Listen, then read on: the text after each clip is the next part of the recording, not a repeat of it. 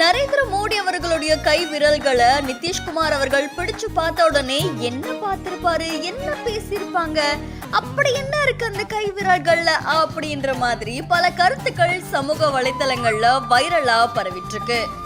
பீகார்ல இருக்கக்கூடிய ராஜ்கிர் அப்படின்ற இடத்துல நாலந்தா யூனிவர்சிட்டியோடைய புது கேம்பஸ் திறக்கிறதுக்காக நரேந்திர மோடி அவர்களுக்கு அழைப்பு விடப்பட்டிருக்கு. இந்த நிலையில அங்க பீகாருடைய முதலமைச்சரான நிதிஷ்குமார் அவர்களும் வந்திருக்காங்க.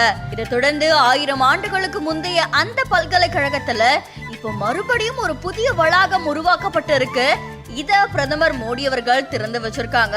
இந்த நிலையில இந்த மீட்டிங்ல உட்கார்ந்து அவங்க பேசிட்டு இருக்கும் போது நரேந்திர மோடி அவர்களுடைய கை விரல்களை நிதிஷ்குமார் அவர்கள் பிடிச்சு பாக்குறாங்க. என்ன ஆச்சு அப்படின்னு நரேந்திர மோடி அவர்களே கேட்கிற மாதிரி தான் இந்த வீடியோ அமைஞ்சிருக்கு. அதுக்கு நிதிஷ்குமார் அவர்களும் ஏதோ பதில் கொடுத்திருக்காங்க.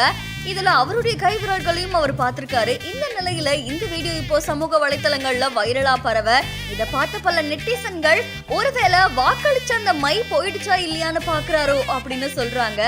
ஒரு உரிமையோட நிதிஷ்குமார் அவர்கள் மோடி அவர்களுடைய கையை பிடிச்சு பார்த்தது பலரையுமே வியப்புல ஆழ்த்திருக்கு. அண்ட் இந்த வீடியோ இப்போ சமூக வலைத்தளங்கள்ல வைரலா பரவிட்டு இருக்கு.